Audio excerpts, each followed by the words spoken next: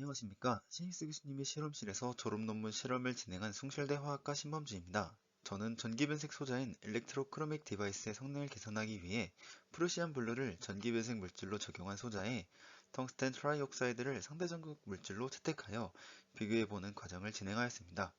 이를 통해 소자의 구조와 원리를 이해하며 얻어낸 가설을 입증하는 과정까지의 설명을 포함하였습니다.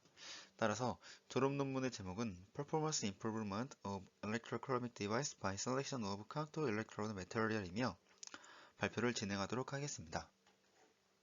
목차는 다음과 같습니다. 인트로덕션에서는 다루고자 하는 것에 대한 소개와 왜 이러한 실험을 진행하게 되었는지에 대해 설명드리고 본격적인 실험의 진행 과정과 그 결과에 대한 분석 내용을 설명드릴 예정입니다. 그리고 마지막으로 요약을 하며 마치도록 하겠습니다. 먼저 소개드리고자 하는 내용은 전기변색 현상인 일렉트로크로미즘입니다. 일렉트로크로미즘은 전기변색 물질인 일렉트로크로믹 메타리얼, 줄여서 EC 메타리얼이 일렉트릭 필드에 의해서 주변의 이온이나 전자가 이동하여 인터칼레이션 혹은 디인터칼레이션의 과정을 거쳐 가역적인 산화환원 반응을 일으킵니다. 반응을 일으켜 생성된 물질은 특정 파장의 빛을 흡수하는 성질로 인하여 과학적 성질이 가역적으로 변하게 되는 현상을 말합니다. 프루시안 블루는 오른쪽과 같은 분자식을 가지는 물질이며 격자 구조 내에 포타슘 케타이온이 존재하는 것을 볼 수 있습니다. 프루시안 블루에서 추가적으로 포타슘 케타이온과 전자를 받아 인터칼레이션을 하여 환원이 된다면 프루시안 화이트라는 투명한 물질이 생성됩니다.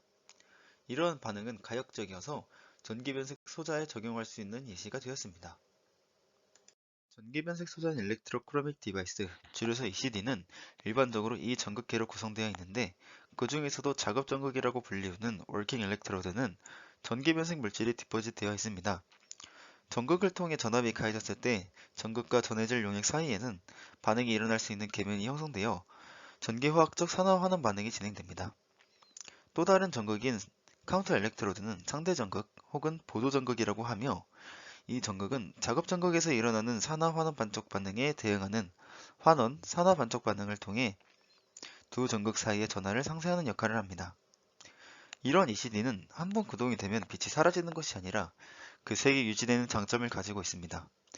ECD는 스마트 윈도우, 디스플레이, 자동차의 백미러, 그리고 선글라스 외에 다양한 분야에 적용될 가능성이 높지만 구동에서의 한계와 문제점으로 인해 개선의 여지가 필요해 보였습니다. ECD를 반복적으로 구동하였을 때 과전압이 가해지는 경우가 있으며 전기변색 물질이 비가역적으로 반응이 일어나거나 소자 내의 이온이 축적되는 경우가 생기게 되었습니다. 이는 부반응을 일으키고 소자의 성능을 저하시키는 결과를 낳게 되었습니다. 개선을 위해 진행되어 온 것으로는 오직 전기변색 물질에 관한 내용이 대부분이었으며 ECD의 체계적이고 구조적인 원리를 조사하는 자료는 드물었습니다. 따라서 이번 실험에서는 성능을 개선할 수 있는 ECD를 제작할 수 있도록 전극의 표면과 구조, 그리고 구동의 원리를 고려하기로 하였습니다. 먼저 핵심 물질을 일렉트로 디포지션, 전차하기를 하기 위해 사용되는 전극으로 인디움 tin 옥사이드, 줄여서 ITO를 사용합니다. 실험에 사용하는 ITO는 산화 인디움과 산화 주석이 9대 1의 비율로 혼합되어 있는 화합물이며 과학적인 투명도와 전기적 전도성을 가지고 있습니다. 이 때문에 투명한 전도성 방막으로 사용이 되고 있습니다. 다음으로 텅스텐 트라이옥사이드는 이번 실험의 상대 전극 물질로 사용되는 물질입니다. 다공성의 고체 무기 결정으로 프루시안 블루와 비슷한 전기 변색의 성질을 가지고 있습니다. 텅스텐 트라이옥사이드가 일정 비율의 칼륨과 전자를 받아 환원이 되면 푸른색을 띠는 물질을 생성하며 이 반응 또한 가역적인 반응입니다. 다음은 실험 과정에 관련한 내용입니다. 우선 전극을 제작하기 위한 베이스로 ITO가 디포짓된 유리를 구매하여 실험에 사용할 수 있도록 준비하였습니다. ITO 글래스를 알맞은 크기로 잘라내어 오른쪽과 같은 트레이에 고정시킨 뒤 다음에 용액을 비커에 담은 뒤에 트레이를 잠기게 한 뒤 소니케이트로 각각 순서에 맞게 따로 15분간 세척을 진행해 주었습니다. 이후 60도C의 오븐을 이용하여 건조시킨 뒤 남아있는 불순물이 물질의 디포지션을 방해하지 않도록 하기 위해 UV 오존을 사용하여 45분간의 세척을 통해 마무리를 하였습니다. 이후 ITO 글래스의 전기변색 물질인 프루시안 블루를 엘렉트로 디포지션, 즉 전착시키는 과정을 진행하였습니다. 디포지션은 두 가지의 서로 다른 방법으로 각각 진행하였으며 이를 분석 및 비교하여 어떠한 방법이 성능의 개선을 시킬 수 있을지를 판단할 수 있도록 계획하였습니다. 갈바노스태틱 메소드는 정전류 방법, 포텐시오스태틱 메소드는 정전압의 방법을 일컫습니다. 두 디포지션 모두 동일한 용액을 사용하는데 0.01 몰롱도의 포타슘 페리사이아나이드, 0.01 몰롱도의 아이론 클로라이드, 0.05 몰롱도의 포타슘 클로라이드를 포함합니다. 갈바노스태틱 메소드의 경우 이 전극계로 전착이 진행되며 ITO 글래스가 작업 전극, 플래티넘 와이어가 상대 전극으로 사용되어 40 마이크로 암페어 per 스퀘어 센티미터의 정전류 밀도를 150초간 인가한 뒤 전착이 마무리되면 물로 여러 번 씻어내 마무리했습니다. 포텐시오스태틱 메소드는 크로노 암페로메터리의 방식을 이용하며 시간에 따른 전압을 인가하는 방식입니다. 이 경우 3전극계에서 진행이 되며 이전의 2전극계의 레퍼런스 일렉트로드로 AGCL을 사용하였습니다.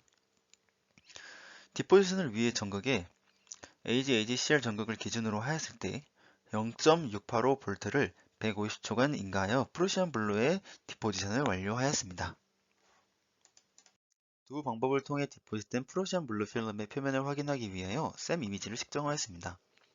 피겨 1A의 경우 정전류 방식으로 진행하여 디포짓된 표면은 피겨 1B의 정전압 방식으로 진행된 것보다 균일하고 매끈한 것을 확인할 수 있었습니다. 이는 정전류를 인가하는 방식이 전류 밀도의 균일한 분배를 야기하는데 이로 인해 균일하고 평평한 납작한 디포지션 층을 만든다는 내용을 채택한 것이었습니다. 반면 피겨 1B의 경우에는 응어리가 생긴 클러스터를 확인하였는데 이를 소자로 제작하여 구동하게 될 시 표면 전체에 균일하게 전압이 인가되지 않게 되어 이로 인해 과전압이나 부반응이 일어날 것으로 예상을 하였습니다. 프루시안 블루의 가역성과 산화환원 반응이 진행되는 동안 생성된 물질 사이의 투과도가 어떠한 파장대에서 변하게 되는지 확인하는 실험을 진행하였습니다. 실험을 진행한 필름은 표면이 균일하였던 정전류 방식으로 제작한 것을 사용하였습니다. 피겨 2A는 특정 범위에서 전압을 양의 방향, 음의 방향으로 진행시켰을 때 전류를 확인할 수 있는 사이클릭 볼타메트리 실험을 통해 얻은 그래프입니다. 이 과정을 통해 프루시안 블루가 AGCL 기준 전극을 사용했을 때의 산화환원 반응을 일으키는 전압 범위를 확인할 수 있었습니다. 그래프의 위아래 피크는 각각 환원과 산화 피크를 나타내는 것으로 두 피크의 높이에 해당하는 피크 커런트 값이 여러 번의 사이클을 진행한 후에도 서로 대칭을 이루며 서로 다른 스케일 레이트에서도 비례하여 증가하는 것을 확인할 수 있었습니다. 내삽된 그래프는 스케일 레이트의 2분의 1승을 피크 커런트 값에 플롯한 것이며 이는 랜더스-시브식 이쿠에이션을 따릅니다. 이 그래프가 리니어한 것은 이 물질이 리버서블한 반응을 일으킨다는 것을 의미합니다. 피겨 2B의 경우 인가되는 전압 범위에서 물질들이 나타내는 투과도를 측정한 것으로 686나노미터 부근에서의 투과도 차이가 약 60% 정도로 가장 크다는 것을 확인할 수 있었습니다. 이후 제작한 두 필름 사이의 차이점을 비교하기 위해 실험을 진행하였습니다. 이전에서 살펴볼 수 있었던 프루시안 블루의 전압 범위에서 여러 번의 사이클을 돌렸으며 686나노미터에서의 투과도 차이가 사이클에 따라 어떻게 변하는지를 측정하였습니다. 두 경우 모두 2000번의 사이클을 돌렸을 때 정전류 방식으로 디포짓된 필름인 A의 경우 횟수가 증가함에 따라서도 투과도의 변하는 정도가 크지 않았습니다. 반면 정전압 방식으로 디포짓된 필름의 경우 피겨 3B를 확인하였을 때 사이클에 따라서 투과도가 눈에 띄게 감소해 나가는 것을 확인할 수 있었습니다. 이 결과를 토대서 갈바노스태틱 메소드를 통해 디포짓된 프루시안 블루 필름의 내구성이 좋다고 판단할 수 있게 되었습니다. 다음으로는 카운터 일렉트로드의 보조 역할을 해줄 상대 전극 물질로 텅스텐 트라이옥사이드를 디포짓시키는 과정을 진행하였습니다. 이 과정 또한 세 가지 방법을 채택하여 진행하였고 사용한 용액과 전극은 모두 동일한 조건에서 진행하였습니다. 용액은 20ml DI 워터에 0.082g의 소듐 텅스텐 다이하이드라이트와 0.16ml의 포클로레드 엑시드, 52마이크로리터의 하이드로젠 페록사이드를 첨가하였으며 일렉트로 디포지션은 다음에 3전극 시스템을 적용하여 진행하였습니다. 텅스텐 트라이옥사이드의 디포지션 메소드에는 TPA, CA, PA 메소드가 있습니다. 우선 트리플 펄스 암페러미터리는 마이너스 0.7V로 0.1초를 인가한 뒤 1.1초를 기다린 후 0V를 0.1초로 인가하여 총 3단계에 걸쳐 진행하는 방식입니다. 이는 2000번의 반복을 통해 디포지션을 진행합니다. 크로노 암페로메트리의 경우 정전압으로 마이너스 0.7V를 400초간 인가하는 방식으로 진행하였으며 마지막으로 펄스 암페로메트리의 경우 TPA와 비슷한 조건으로 인가하는 전압과 시간이 동일하지만 1.1초를 각 단계에서 정지하는 과정을 제외한 것입니다. 이 또한 마찬가지로 2000 사이클을 진행하였습니다. 다음은 텅스텐 트라이옥사이드를 장착한 필름의 샘 이미지입니다. 피규어 4a의 경우 트리플 펄스 암페로메트리로 디포짓한 필름이며 표면 사이에 다수의 크랙이 존재하는 것을 확인할 수 있었습니다.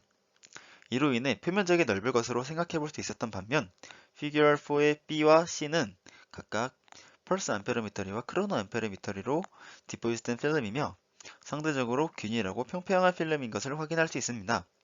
하지만 그 중에서도 크로노 암페로미터리 메소드에 의한 것은 표면이 더 거친 것을 확인할 수 있었습니다. 하지만 두 경우 모두 트리플 펄스 암페로미터리 방식으로 디포짓된 표면보다 더 적은 표면적을 가질 것으로 생각이 되었습니다. 디포짓된 텅스텐 트라이옥사이드 필름의 전기화학적 특성을 알아보기 위해 이전과 같은 산화환원 반응이 일어나는 전압 범위와 가역석을 확인하며 반응이 일어나는 동안 어떤 파장에서 투과도의 크기가 가장 차이가 나는지 확인하는 실험을 진행하였습니다. 피규어 4a는 텅스텐 트라이옥사이드 필름의 사이클릭 볼타메트리그램입니다.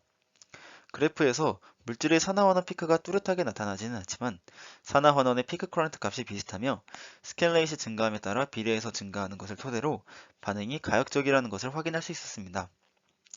피규어 4b에서는 반응이 진행되는 동안 투과도를 측정한 결과 633나노미터 파장 부근에서 60% 정도의 큰 투과도 차이를 보였음을 확인할 수 있었습니다. 다음은 디포짓된 텅스텐 트라이옥사이드 필름들의 성능과 내구성을 테스트 및 비교하였습니다. 산화원원 반응이 일어나는 전압 범위 내에서 633나노미터 파장에서의 투과도 측정을 총 2000 사이클 테스트하였습니다.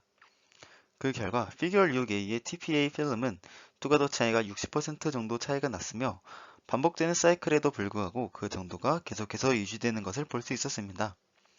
반면 피규어 6b와 c의 경우 각각 PA, CA 필름이며 투과도의 차이가 각각 25%와 40%로 색의 변화가 A보다 뚜렷하지 않았습니다. 그 중에서 B의 경우 사이클이 지날수록 그 정도가 서서히 감소하는 것을 볼 수 있었습니다. 이를 샘 이미지와 연관시켜보면 표면적이 가장 넓은 TPI 메소드의 필름이 같은 시간 동안 산화환원 반응을 가장 잘 일으켜 각각의 산화환원물이 많이 생성된 덕분이라고 할 수 있습니다. 반면 표면적이 균일한 두 경우 그 정도가 적음을 확인할 수 있으며 둘 중에 더 거칠어 상대적으로 표면적이 더 넓은 CA 메소드 필름이 더 안정적인 결과를 나타낸 것으로 해석할 수 있습니다. 앞서 다양한 방법으로 프루시안 블루와 텅스텐 트라이옥사이드를 디포짓하였으며 이를 토대로 디바이스로 직접 제작하는 과정을 진행하였습니다. 이 CD는 이전극계로 구성되어 있는데 오른쪽의 그림은 디바이스의 구조를 나타낸 것입니다. A의 경우 디바이스 1으로 워킹 일렉트로드와 카운터 일렉트로드로 각각 PB-ITO 글래스와 ITO 글래스를 사용하였습니다. B의 경우 디바이스 2로 전극은 각각 PB-ITO 글래스와 텅스텐 트라이옥사이드 ITO 글래스를 사용하였습니다. B의 붉은 박스에 존재하는 컴플레멘터리 레이어가 상대 전극 물질로서 이 실험에서는 텅스텐 트라이옥사이드가 되겠습니다. 디바이스의 제작 과정은 다음과 같습니다. ITO 글래스 필름과 그리고 물질이 디포짓된 ITO 글래스 사이에 용액을 주입할 수 있는 60마이크로미터의 간격을 두고 썰마 테이프를 사용하여 주입면을 제외한 모든 모서리를 감싸 고정시켜 주었습니다. 이후 70도씨의 핫플레이트를 통해 1분간 가열시키고 식혀준 뒤에 간격 사이에 0.1몰 농도의 포타슘 설페이트 용액을 주입하여 준 뒤 에폭시 글루를 통해 밀봉을 완료하여 디바이스를 제작하였습니다.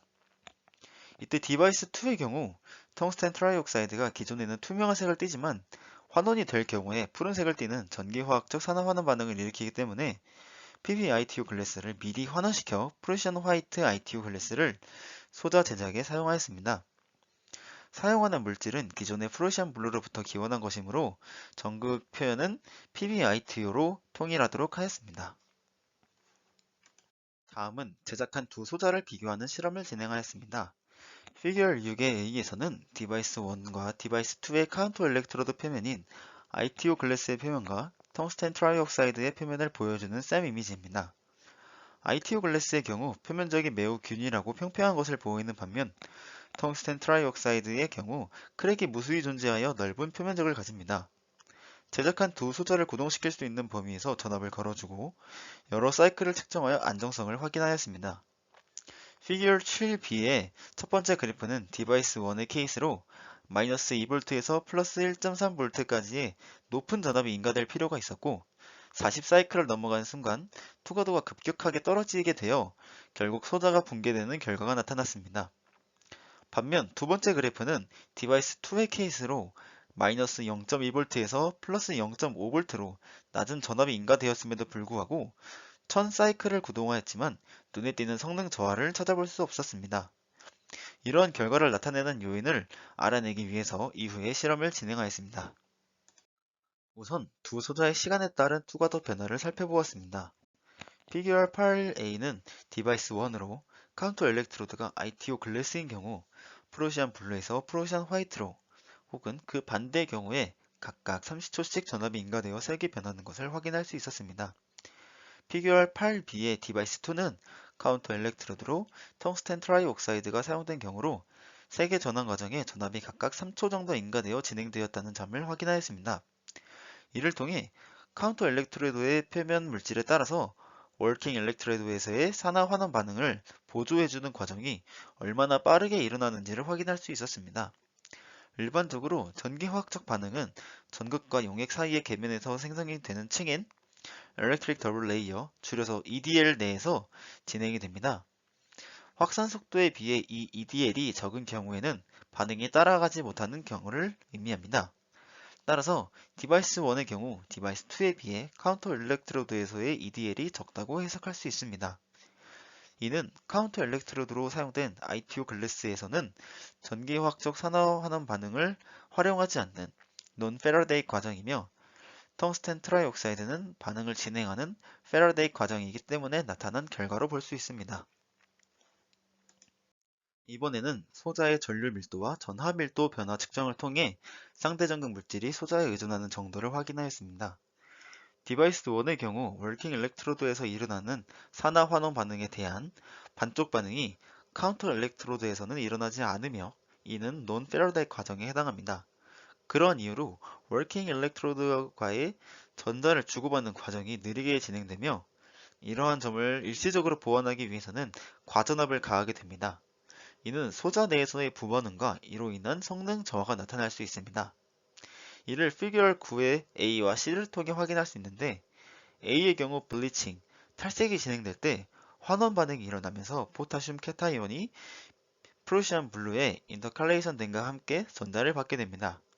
하지만 ITO에서 제공하는 전자의 양에는 한계가 생기고 전류의 속도 또한 느립니다.